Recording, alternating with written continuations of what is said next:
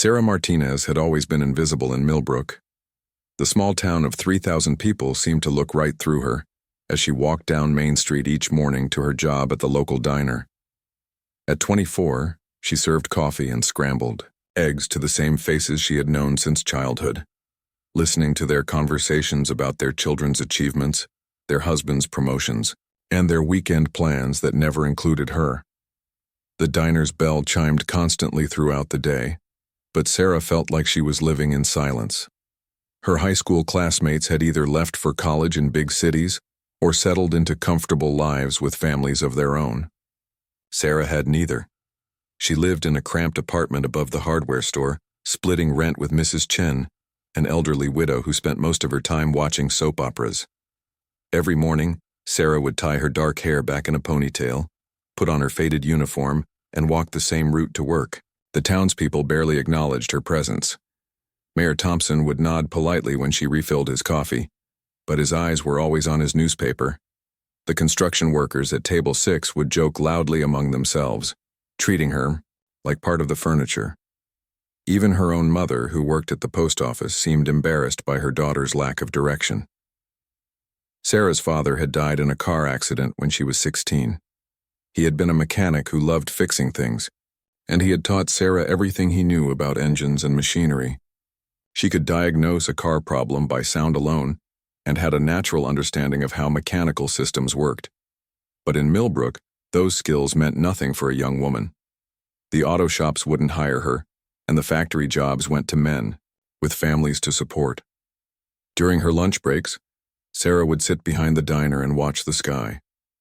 She had always been fascinated by aircraft, especially helicopters. As a child, she would run outside whenever she heard the distinctive whop-whop sound of rotor blades cutting through the air. Her father had bought her model helicopters that she would take apart and rebuild, studying every component until she understood exactly how they worked. The town had a small airfield on its outskirts, mainly used by crop dusters and the occasional private plane. Sarah would sometimes drive there after work, parking her beat-up Honda at the chain-link fence to watch the aircraft take off and land. The pilots never noticed the young woman in the diner uniform standing by the fence, dreaming of something bigger than Millbrook. One particularly slow Tuesday afternoon, Mrs. Henderson, the town librarian, came into the diner looking unusually excited. She sat at the counter and ordered her usual tea and toast, but instead of reading quietly like she normally did, she struck up a conversation with Sarah. "Did you hear about the military recruitment event next month?" Mrs. Henderson asked, her eyes bright with interest. "They're coming to the community center. My nephew joined the army last year, and he's doing so well for himself." Sarah had not heard about any recruitment event. News traveled fast in Millbrook, but somehow it had passed her by, just like everything else seemed to do. She poured Mrs. Henderson's tea and listened as the older woman explained that representatives from different military branches would be there to talk about career opportunities. That night, Sarah lay in her narrow bed listening to Mrs. Chen's television through the thin walls. She thought about Mrs. Henderson's words and felt something stir inside her chest that she hadn't felt in years. It was hope, small and fragile, but unmistakably real. She had always assumed that her life would continue exactly as it was, serving coffee and fading into the background of other people's stories. The next day at work, Sarah found herself paying attention to conversations differently. She heard Tom Bradley, who worked at the bank, talking about his son who had just graduated from flight school in the Air Force.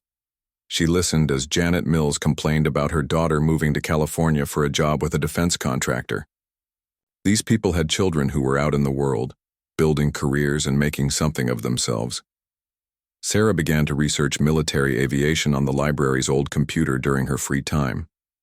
She learned about different aircraft, training programs, and career paths. The more she read, the more excited she became. The military offered technical training, leadership development, and opportunities to work with the most advanced aircraft in the world. Most importantly, it offered a way out of Millbrook, but doubt crept in as quickly as excitement had arrived. Sarah had barely graduated high school, and her grades had been average at best. She had no college education, no impressive achievements to put on an application. Why would the military want someone like her? She was just a small-town waitress with big dreams and no obvious path to achieve them. As the recruitment event approached, Sarah found herself caught between hope and fear. Part of her wanted to attend and learn more about the opportunities available. Another part of her worried that she would be wasting everyone's time, including her own. What if the recruiters took one look at her and saw the same thing everyone else in Millbrook saw? Nothing special? The Friday before the recruitment event, Sarah was cleaning tables after the dinner rush when she overheard a conversation that changed everything. Two men in business suits were discussing the event, and one of them mentioned that they were particularly interested in recruiting people with mechanical aptitude for technical positions. They need people who can work with complex machinery, one man said to the other. Someone who understands how things work, not just book smarts. Sarah's heart began to race. She thought about all the hours she had spent with her father in his garage, learning to diagnose problems and fix complicated systems. She thought about her natural curiosity about how helicopters flew, and her ability to understand mechanical principles that seemed to confuse other people. For the first time in years, Sarah felt like she might actually have something valuable to offer. She might be invisible in Millbrook, but perhaps that was because she belonged somewhere else entirely. Perhaps her story was just beginning, and everything up until now had been preparation for something bigger. That weekend, Sarah made a decision that would change her life forever. She would attend the recruitment event and find out if the military could see in her what Millbrook had always missed. She had nothing to lose and everything to gain. The worst that could happen was rejection, and she was already familiar with being overlooked. But the best that could happen was a chance to finally become the person she was meant to be. The Millbrook Community Center had never felt so intimidating to Sarah. The building that hosted bingo nights and town meetings was now filled with polished tables, colorful banners, and uniformed recruiters who looked like they had stepped out of a different world entirely.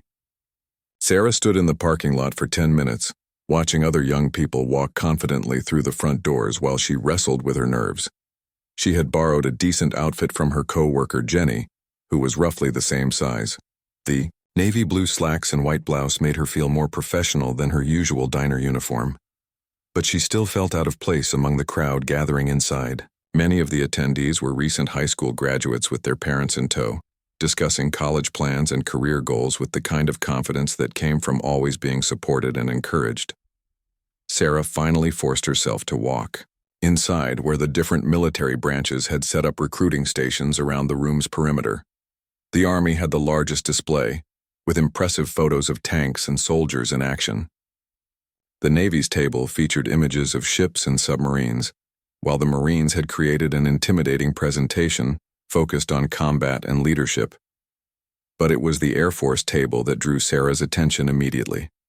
Staff Sergeant Maria Rodriguez was answering questions from a small group when Sarah approached.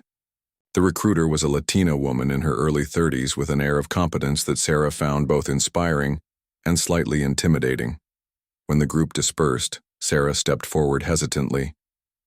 "I'm interested in learning about aircraft maintenance," Sarah said quietly, her voice barely audible above the conversations happening around them. Sergeant Rodriguez looked at Sarah with genuine interest, not the dismissive glance she was used to receiving from most people. "What kind of experience do you have with mechanical systems?" she asked. Sarah explained her background working with her father and her natural aptitude for understanding how machines worked. As she spoke, she watched Sergeant Rodriguez's expression change from polite interest to genuine excitement. When Sarah mentioned her fascination with helicopters, the recruiter's eyes lit up completely. "Have you ever considered being a crew chief or flight engineer?" Sergeant Rodriguez asked. "We're always looking for people with mechanical intelligence who want to work directly with aircraft operations." The conversation that followed was unlike any Sarah had ever experienced in Millbrook. Sergeant Rodriguez treated her like someone with valuable skills and potential, asking detailed questions about her mechanical knowledge and discussing various career paths in aviation. She explained the training process, the educational opportunities, and the chance to work with cutting-edge technology. "The military will teach you everything you need to know," Sergeant Rodriguez said. But we can't teach curiosity and natural, mechanical aptitude. Those are things you either have or you don't, and you clearly have both. For the first time in her life, Sarah felt truly seen by another person. Sergeant Rodriguez didn't look at her and see a small-town waitress with limited options. She saw someone with potential, someone worth investing in, someone who could contribute meaningfully to important work. The conversation lasted over an hour, during which Sarah learned about different aircraft systems, training programs, and potential career trajectories. Sergeant Rodriguez explained that the Air Force operated helicopters for special operations and rescue missions, and that crew members on these aircraft were among the most highly trained technicians in the military. The training is intense, Sergeant Rodriguez warned. You'll be pushed harder than you've ever been pushed before. But if you can handle it, you'll develop skills that will serve you for the rest of your life, whether you stay in the military or eventually transition to civilian aviation careers. Sarah absorbed every word, feeling more energized than she had felt in years. This wasn't just a job opportunity. It was a chance to become the kind of person she had always dreamed of being. Someone with specialized skills, important responsibilities, and the respect of her colleagues. As the event began winding down, Sergeant Rodriguez handed Sarah a packet of information and her business card. "Think about what we've discussed," she said. "If you're serious about this, I want you to call me within the week. We can start the application process and get you scheduled for the initial testing." Sarah drove home in a daze, the recruiter's words echoing in her mind. She had entered the community center as an invisible waitress and was leaving as someone with a potential future in military aviation. The packet of information on her passenger seat felt like it weighed 1,000 pounds, heavy with possibility and the promise of radical change. That night, Sarah spread the brochures and forms across her small kitchen table, reading every word multiple times. The photos of aircraft and uniformed personnel seemed to glow under her apartment's dim lighting. She studied the technical specifications of different helicopter models, imagining herself working on their engines and systems. But reality began to creep in as the initial excitement wore off. The application process was extensive, requiring medical examinations, aptitude tests, background checks, and physical fitness standards. Sarah had never been particularly athletic, and the thought of military physical training intimidated her. She also worried about the commitment involved. Military contracts were typically several years long, which would mean leaving Millbrook and everyone she had ever known.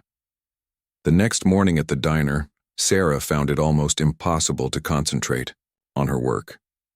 Every task felt trivial compared to the possibilities Sergeant Rodriguez had presented. Pouring coffee and taking orders seemed like elaborate pretending, as if she were acting out a role in a play that was no longer relevant to her life.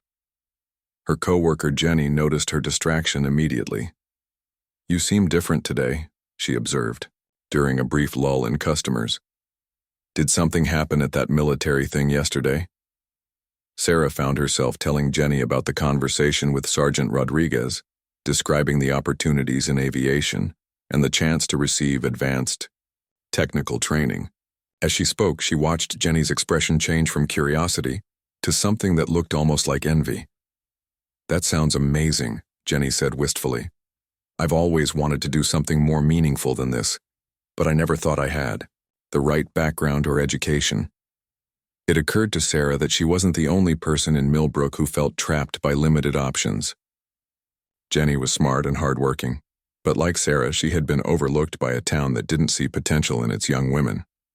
The difference was that Sarah had finally found someone who recognized what she was capable of becoming. Over the following days, Sarah found herself observing her hometown with new eyes. She noticed how many talented people seemed resigned to lives that didn't fully utilize their abilities.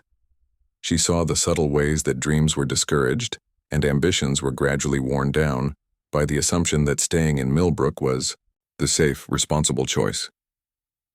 But Sarah was beginning to understand that the safest choice might actually be the most dangerous one of all. Staying in Millbrook meant accepting invisibility as her permanent condition. It meant serving other people's dreams while abandoning her own. It meant growing old with the regret of never finding out what she might have become if she had been brave enough to try. By the end of the week, Sarah had made her decision. She would call Sergeant Rodriguez and begin the application process. She didn't know if she would ultimately be accepted or if she would succeed in military training, but she knew she had to try. For the first time in her life, someone had seen her potential, and she owed it to herself to see where that recognition might lead.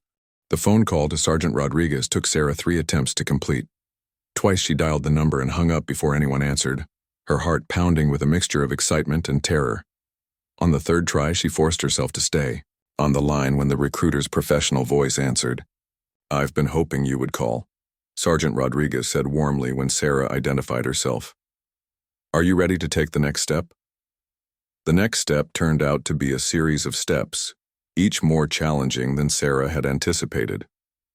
First came the Armed Services Vocational Aptitude Battery, a comprehensive test that would determine her qualifications for different military occupations.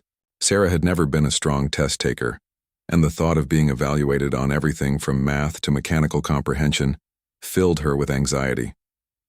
She spent 2 weeks preparing, checking out study guides from the library, and practicing sample questions during her breaks at the diner.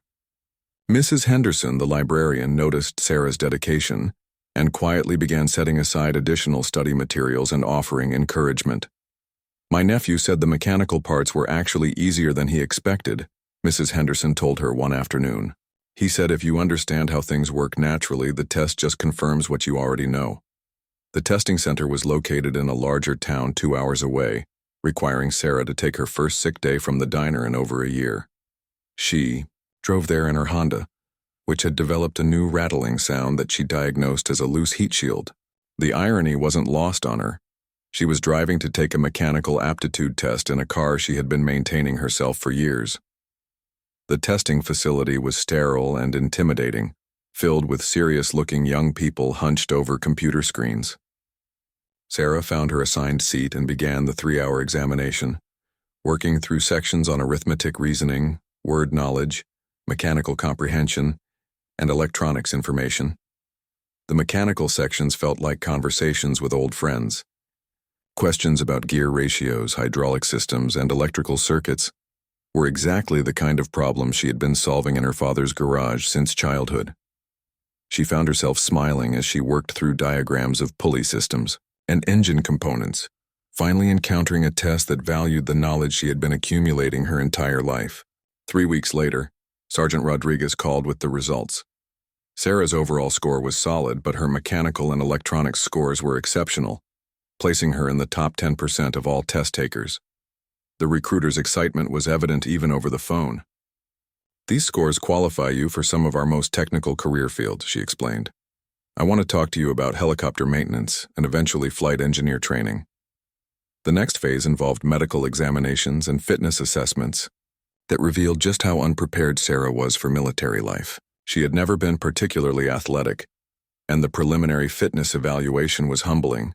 She could barely complete the minimum requirements for push-ups and sit-ups, and her mile run time was significantly slower than the standards she would need to meet.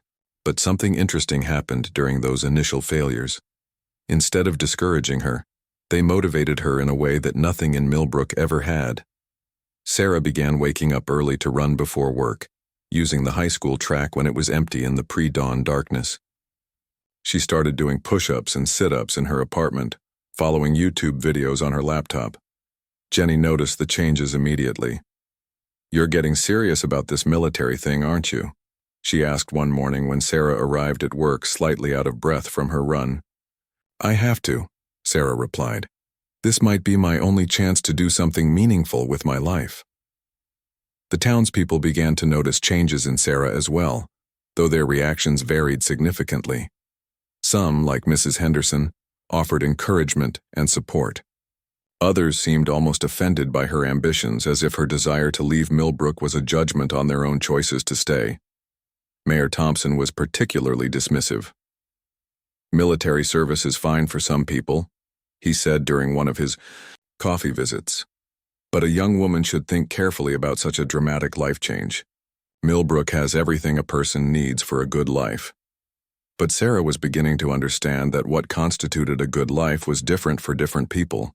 Millbrook might offer stability and familiarity, but it couldn't offer her the chance to work with advanced aircraft or develop specialized technical skills. It couldn't offer her the opportunity to be part of something larger than herself. The fitness training became a revelation in ways Sarah hadn't expected. As her physical capabilities improved, so did her confidence.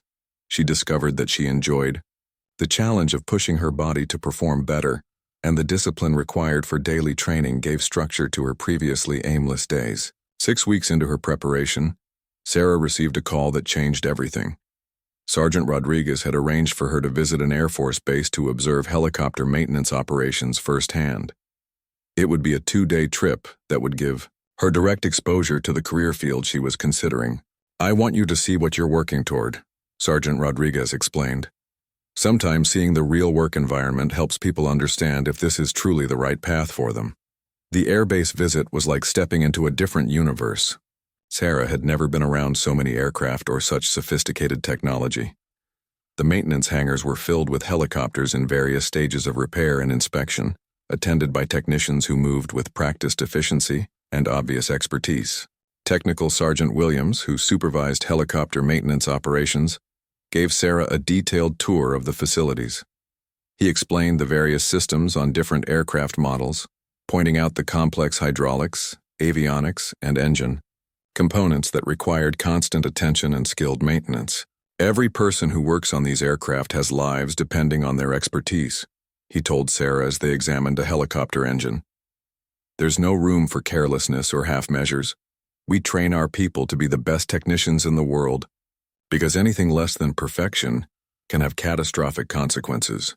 Sarah absorbed every word, feeling more certain with each passing hour that this was exactly where she belonged. The work was challenging, important, and required exactly the kind of mechanical intelligence she had been developing since childhood. These people spoke her language and valued her natural abilities.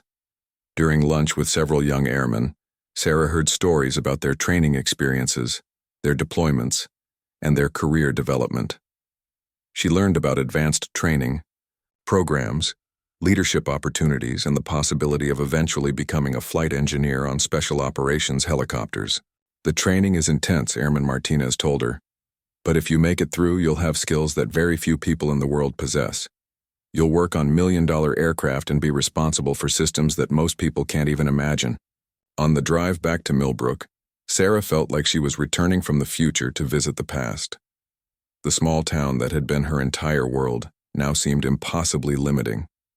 She had seen what was possible beyond its borders, and there was no going back to accepting invisibility as her permanent condition. That night, Sarah completed her military application with steady hands and unwavering determination. She had found her calling, and nothing in Millbrook would ever be able to change that again. The only question remaining was whether she had the strength and ability to succeed in the most demanding training environment she had ever encountered. Basic military training at Lackland Air Force Base was like being reborn into a completely different species of human being. Sarah had thought she was prepared for the intensity after months of physical conditioning in Millbrook, but nothing could have readied her for the systematic dismantling and rebuilding of everything she thought she knew about herself. The bus from San Antonio arrived at 2 in the morning, delivering a cargo of nervous young people into the hands of training instructors who seemed to exist in a permanent state of controlled fury. Sarah's first glimpse of her training instructor, Technical Sergeant Chen, was of a compact woman whose presence filled spaces much larger than her physical frame should have allowed. "Welcome to your new life," Sergeant Chen announced to Sarah's flight of 60 trainees. "For the next 8 weeks you belong to me. I will break down every weak habit you've developed in your civilian lives and build you into United States Airmen. Some of you will succeed, some of you will fail and go home. Which category you fall into depends entirely on how badly you want to be here." The first week was pure survival. Sarah learned to make hospital corners on beds she had to perfect in under 90 seconds. She mastered the art of eating meals in exactly 12 minutes while maintaining military bearing. She discovered muscles she didn't know existed during daily physical training sessions that pushed every trainee to their absolute limits. But the most challenging aspect wasn't physical, it was mental. Sarah had to unlearn the habit of invisibility, that had defined her entire life in Millbrook. In military training, standing out was often the worst thing that could happen, but disappearing entirely was equally dangerous. She had to find a balance between competence and humility that required constant adjustment. Her bunkmate was Airman Recruit Johnson from Detroit, a young woman who had grown up in circumstances that made Millbrook look like paradise by comparison. Johnson had joined the military to escape poverty and violence, and she possessed a determination that inspired everyone around her. "You're lucky you had a quiet childhood," Johnson told Sarah during one of their brief conversations before lights out. "But don't let that make you think you're weak. Quiet doesn't mean soft, and soft doesn't survive here." Sarah learned that Johnson was right about survival requiring toughness, but wrong about what kind of toughness mattered most. The trainees who succeeded weren't necessarily the loudest or most aggressive. They were the ones who could adapt quickly, learn from mistakes, and support their teammates while maintaining their own standards. The academic portions of training revealed just how much Sarah's mechanical background had prepared her for military life. While other trainees struggled with lessons on aircraft systems and maintenance principles, Sarah found herself helping classmates understand concepts that seemed natural to her. Her instructors noticed her aptitude immediately. "Martinez, Sergeant," Chen said after a particularly challenging lesson on hydraulic systems. "You have an intuitive understanding of these concepts. That's not something we can teach. You either have it or you don't." For the first time since arriving at basic training, Sarah felt a flash of the confidence she had experienced during her conversation with Sergeant Rodriguez months earlier. She was in the right place even if the journey was more difficult than anything she had ever imagined. The physical training gradually became less torturous as Sarah's body adapted to the demands. She discovered that consistency mattered more than natural ability, and that improvement came from showing up every day regardless of how tired or sore she felt. By the 4th week, she was completing workouts that would have been impossible when she first arrived. But the real transformation was happening in ways that had nothing to do with physical fitness or technical knowledge.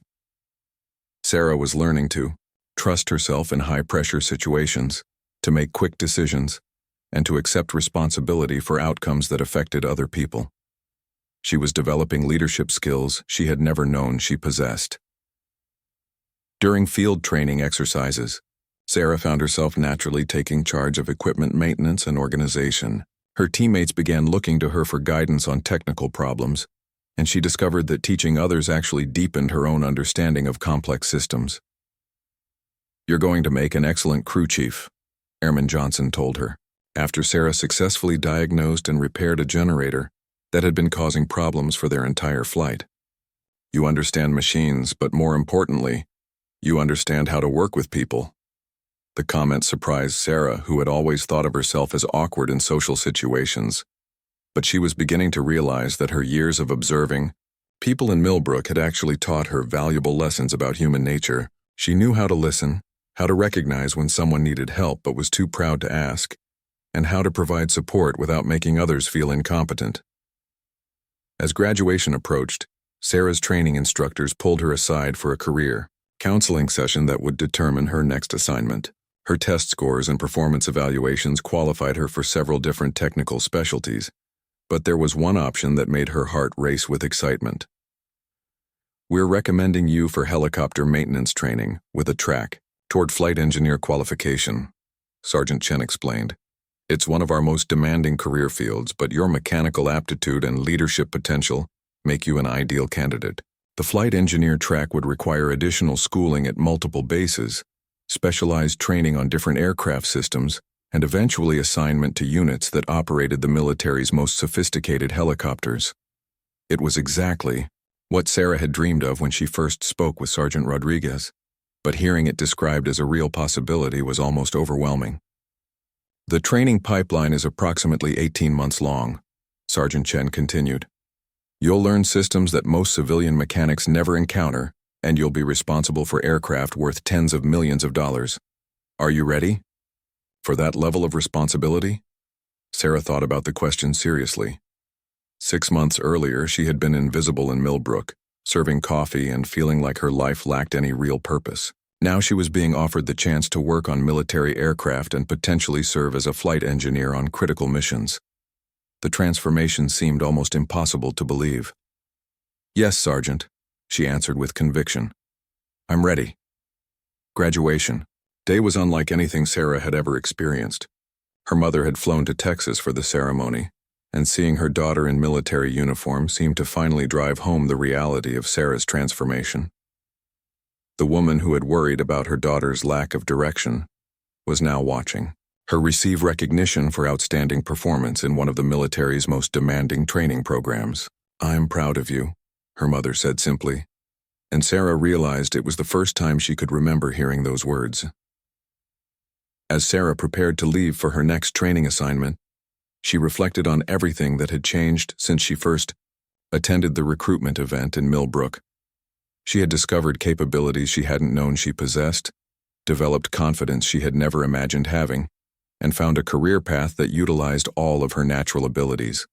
But most importantly, she had learned that being overlooked in one environment didn't mean being worthless in all environments. Sometimes invisibility was just a sign that you hadn't yet found the place where your particular combination of skills and interests were valued and needed.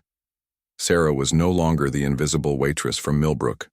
She was Airman Martinez, aircraft, maintenance specialist, future flight engineer, and exactly the kind of person the military needed to maintain and operate its most sophisticated helicopters. Her real story was just beginning. Helicopter maintenance school at Shepherd Air Force Base was where Sarah truly discovered what it meant to be challenged beyond her previous understanding of the word. The technical training was unlike anything she had encountered, even during her intensive basic military training.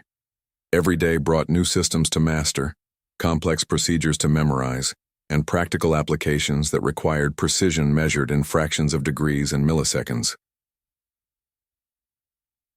The UH-60 Black Hawk helicopter was a marvel of engineering that demanded respect from everyone who worked on it. Sarah stood in the maintenance hangar on her first day, staring up at the massive aircraft with its twin engines, sophisticated rotor system, and countless interconnected components that all had to function perfectly for the machine to safely carry its crew and passengers. Technical Sergeant Morrison, the lead instructor, gathered the class of 24 students around the aircraft for their initial orientation. Sarah was one of only 3 women in the group, but she had learned during basic training not to let that fact intimidate her or change how she approached the work. This aircraft represents millions of dollars of taxpayer investment and more. Importantly, the lives of everyone who flies in it, Sergeant Morrison announced. By the time you complete this program, you'll know every bolt, wire, and fluid system in this machine. You'll be able to diagnose problems that experienced civilian mechanics might miss, and you'll maintain standards that exceed anything required in the private sector. The coursework was divided between classroom instruction and hands-on practical training. Sarah excelled in both areas, but it was during the practical sessions that her natural mechanical intuition truly shone. While other students struggled to identify unusual sounds or vibrations during engine runs, Sarah could pinpoint problems with an accuracy that impressed even the most experienced instructors. Martinez has what we call mechanical empathy, Sergeant Morrison explained to the class after Sarah successfully diagnosed a subtle hydraulic leak that others had missed.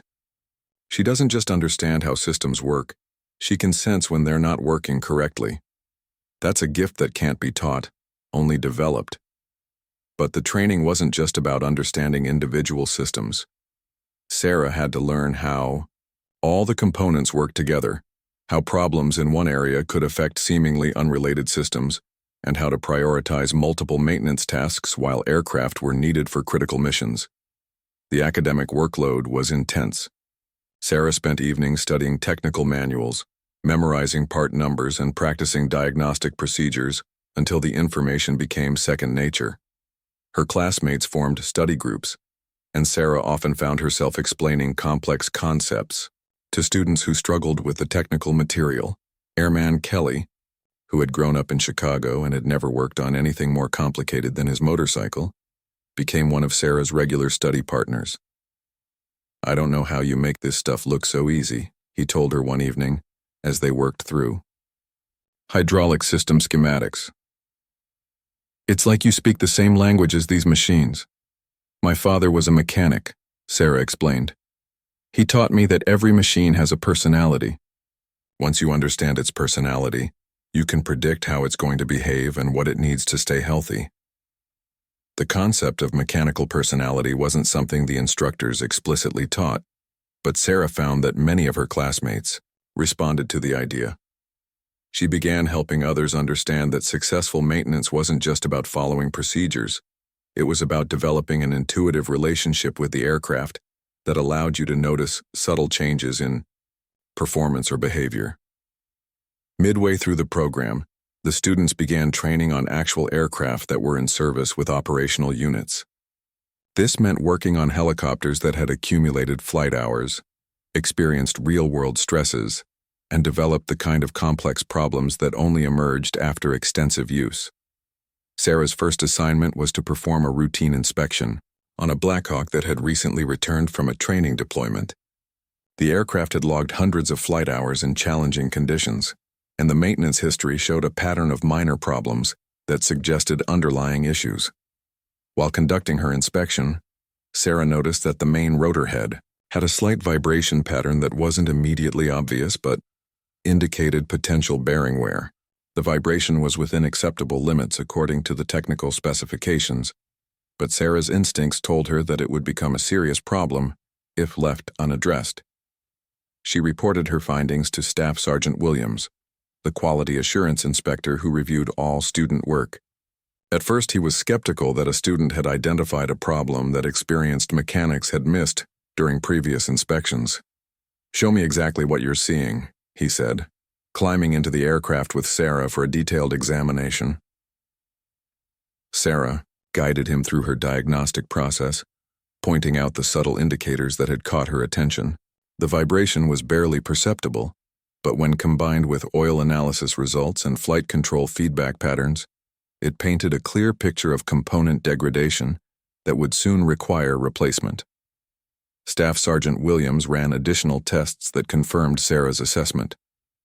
The bearing replacement was scheduled for the following week, potentially preventing a much more serious and expensive failure that could have occurred during flight operations.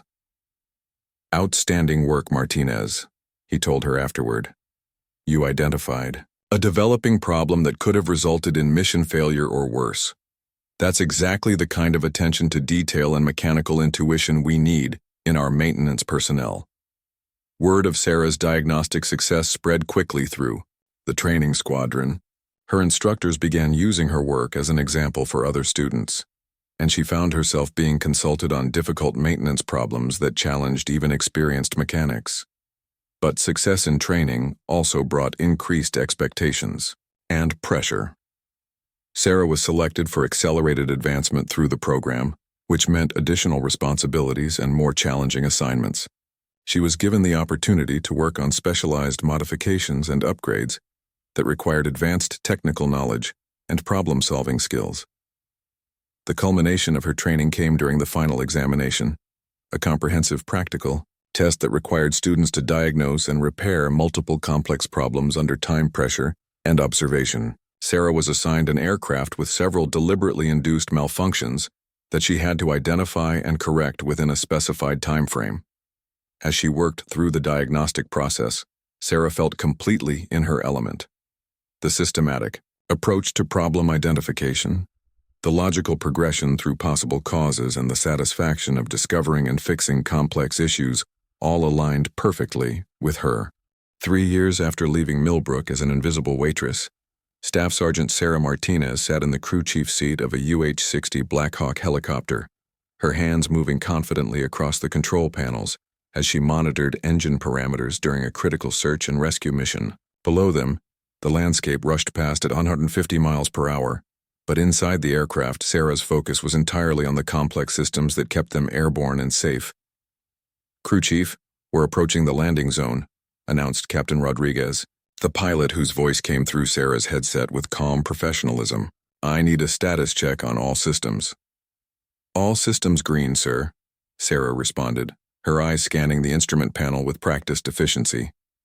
"Engines operating normally, hydraulics stable, electrical systems optimal. We're ready for landing." The mission had begun before dawn when a civilian aircraft had gone down in mountainous terrain during severe weather. The pilot and passenger were alive but injured, trapped in a location accessible only by helicopter. Sarah's crew had been tasked with the rescue operation, their Black Hawk equipped with medical equipment and a flight medic trained for emergency extractions.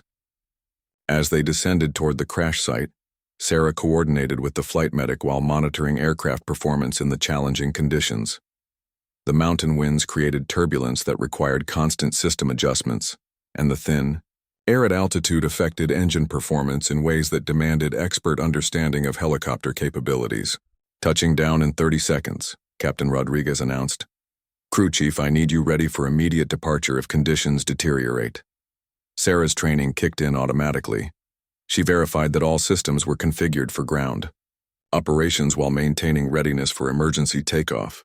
Her hands moved efficiently across controls and switches, each action based on hundreds of hours of training and real-world experience that had transformed her from a small-town waitress into one of the Air Force's most competent flight engineers. The rescue operation proceeded flawlessly. The flight medic successfully extracted both crash victims, providing emergency medical care, while Sarah ensured optimal aircraft performance for the return flight to the nearest trauma center. Throughout the mission, Sarah's technical expertise and calm professionalism contributed directly to saving 2 lives.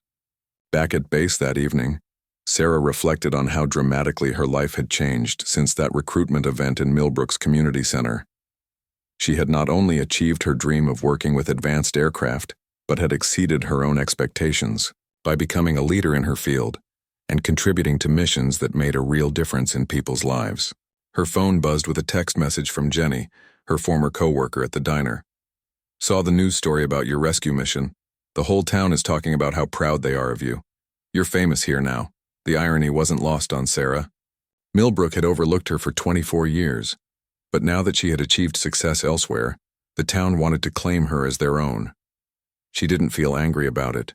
She understood that people often couldn't see potential until it had been realized somewhere else. More importantly, Sarah had learned that validation from her hometown wasn't necessary for her sense of accomplishment or self-worth. She had found her place in the world, developed skills that were valued and needed, and built a career that provided both personal satisfaction and meaningful contribution to important work. The next morning brought news that would mark another milestone in Sarah's journey. She had been selected for promotion to technical sergeant and assignment as a flight engineer instructor. Instead of just performing the job, she would now be teaching others to develop the same skills she had mastered. "Your technical expertise and leadership abilities make you an ideal candidate for instructor duty," explained Master Sergeant Thompson during their meeting. "We need people who can not only perform at the highest levels, but can also develop the next generation of flight engineers." The instructor assignment would take Sarah to a training base where she would work with students much like herself, young people from small towns and diverse backgrounds who had shown mechanical aptitude and the determination to succeed in demanding technical fields. She would have the opportunity to recognize potential in others that might not be obvious to everyone else.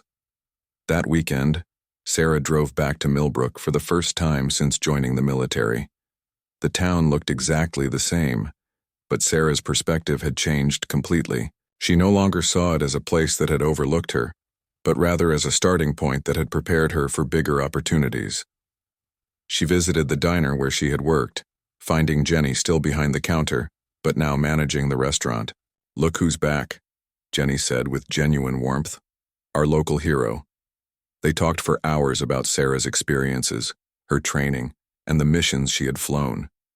Jenny listened with fascination as Sarah described the technical aspects of helicopter operations and the satisfaction of contributing to life-saving missions. "I always knew you were meant for something bigger than this place," Jenny said. "You just needed to find where that something was." Sarah's visit to the library was equally meaningful. Mrs. Henderson, now nearing retirement, had followed Sarah's career through newspaper articles and social media posts. "I kept all the clippings," she said proudly, showing Sarah a scrapbook filled with news stories about her military achievements. "You gave me the first push toward military service," Sarah told her.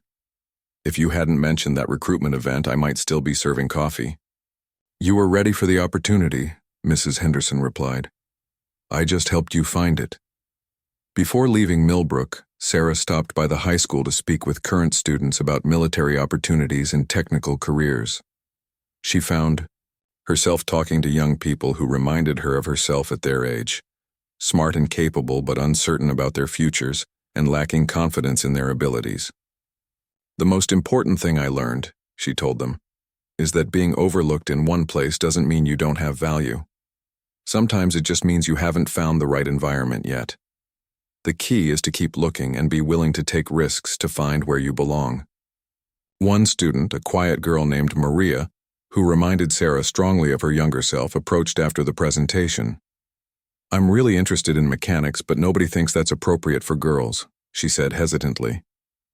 Sarah spent time talking with Maria about her own journey, emphasizing that mechanical aptitude was gender neutral and that the military offered equal opportunities for anyone willing to work hard and meet the standards. She gave Maria her contact information and encouraged her to consider all her options. Driving back to base that evening, Sarah felt a deep sense of completion. She had returned to Millbrook not as the invisible waitress who had left years earlier, but as the accomplished professional who had found her place in the world and could now help others find theirs. Staff Sergeant Sarah Martinez had taken control of her life, just as surely as she took control of Black Hawk helicopters. She had transformed from someone the town overlooked into someone whose skills were essential for critical missions. Most importantly, she had learned that recognition and respect had to be earned through competence and contribution, not simply granted by familiar surroundings. The girl who had once felt invisible while serving coffee in Millbrook was now responsible for multi-million-dollar aircraft and the lives of crew members who depended on her expertise. She had not only taken control of Black Hawks, she had taken control of her destiny and proven that potential exists everywhere, waiting for the right opportunity and environment to flourish. Sarah's story had come full circle, but it was far from over.